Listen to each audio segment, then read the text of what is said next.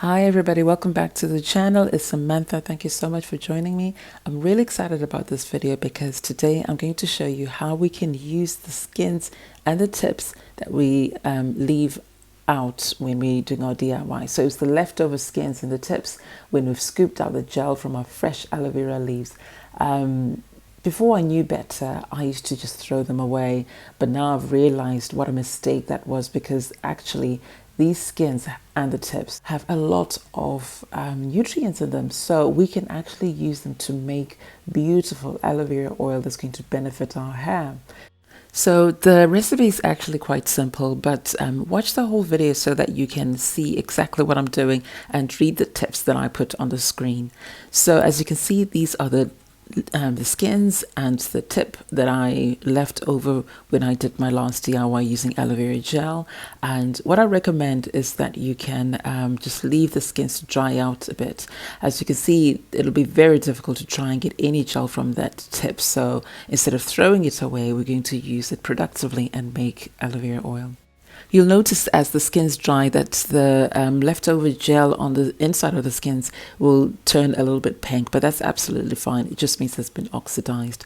And we're going to need an oil, and I'm using sunflower oil, which is a beautiful penetrating oil, but you can use any other oil of your choice, like almond oil, olive oil, or even coconut oil. And then we're going to need a pan.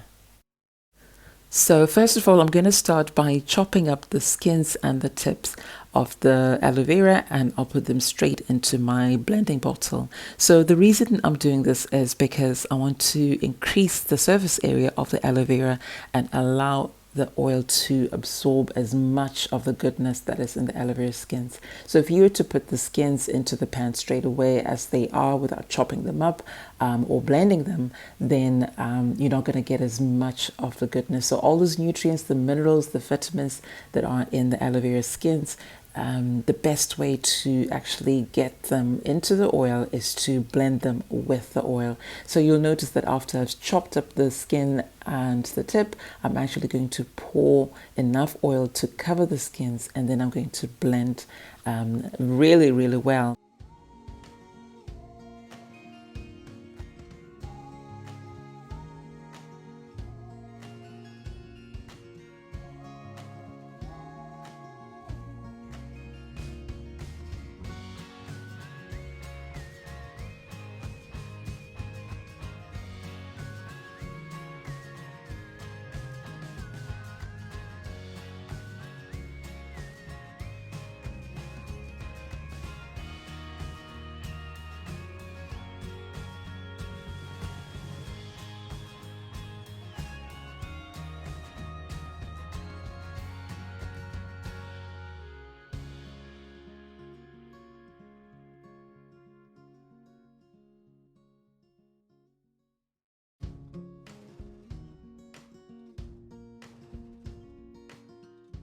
So once I've blended it, it's time to put it onto the stove. So you need to fry this at very, very low heat. So I'm just going to put all of that into the pan, but you'll notice there's still a little bit left over. So I just sort of rinse that out with oil. So I'm just adding a little bit more oil into the bottle and swirling it around so that I just get as much of that aloe vera into the pan, and then I'm going to fry it at very low heat. So to begin with, there will be a little bit of moisture, and you'll notice that it'll froth a little bit, and that's okay. That's exactly what you expect. But over time, you'll notice that the frothing gets less and less until there's basically no frothing whatsoever. And you need to fry this over low heat, otherwise you're going to burn your aloe vera, and then that's just not going to be good. It's going to be absolutely awful. So fry it over very low heat, and this will actually help with the infusion process, or for the nutrients to get into the oil. And then you'll notice that the color will change. So from that bright green that we had, it's now turning into this olive green, and eventually it'll actually turn brown.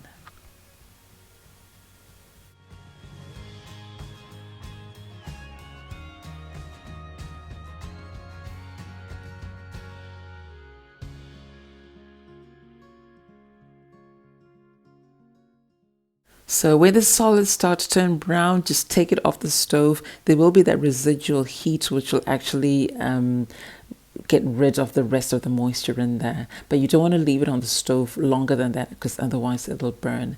And then you allow it to cool down completely because we're going to be handling this with our bare hands and we do not want to burn our hands. So once it's cooled down completely, strain it to remove all the solids. I'm just using the end of a pair of ties, but you can use a wig cap or even a cheesecloth. I don't recommend using a strainer because we blended that aloe vera, so there'll be very fine particles and they'll just get through. And in order for us to get nice, beautiful, clean oil, use something like the tights that I'm using over here.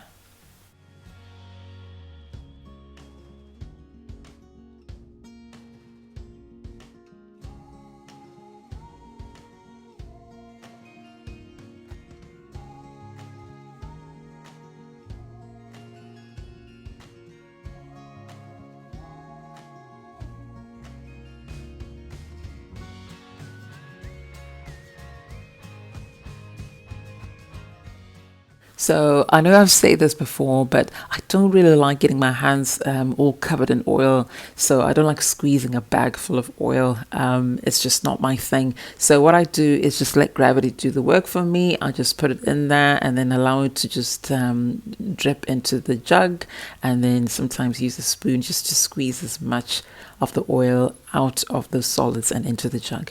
And then when it's nearly done, then yes, I will squeeze. You don't have to if you don't want to, but I like to do this anyway just to get as much of that oil so we're not wasting any.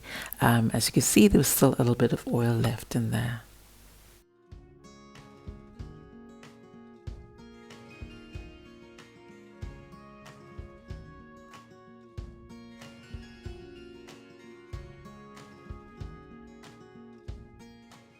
So here we are. Here is a beautiful aloe vera oil. It is beautiful. Look at that green color. Absolutely gorgeous. So this oil is packed with minerals and vitamins, all those good things that we know about aloe vera. And that's why this is going to be amazing for your hair and your scalp as well. So aloe vera, you know, it can help to stimulate growth, and it can also help hair to grow back in bold patches. So aloe vera has been shown to be a really good treatment for alopecia, particularly if you use it at least 3 times a week and to use it consistently. Obviously, nothing's going to happen overnight, but with consistent use, you will start to see results. But because we use a wonderful penetrating oil, sunflower oil, this is going to be good to, you know, as a conditioner to add shine to your hair. It's going to be amazing. It's also good for your scalp, so you can use it for your scalp as well. So you just use it any other way that you use aloe vera oil. So you can use it as a hot oil treatment. You can add it to your deep conditioners, or you can mix it with other oils like fenugreek, clove oil, moringa oil, any of your other favorite oils to make a nice oil blend. You can also use this as a scalp massage oil, and you know, scalp massages are great for the hair. And if you want to know how I do my scalp massages, I've put a link to that video in the description box so you can watch that. But this is it, and that's it for today. Actually, we are done, and I hope you enjoyed the video, and I hope you found it useful, and I hope you do make it. And now you know that you never have to waste those skins. They are going to give you something amazing. So that's it for today. Thank you so much for watching. I hope you found that interesting, and I hope you're going to make it, try it for yourself. Before I go, I'd like to give my subscribers a massive thank you. Thank you so much for your love and support. Do tell other people to come and subscribe as well.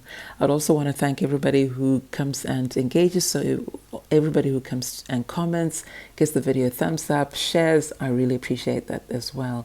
If you've not yet subscribed to the channel, please do subscribe, and also please give the video a thumbs up. That helps me to know that you're enjoying the content, but it also helps with the YouTube algorithm.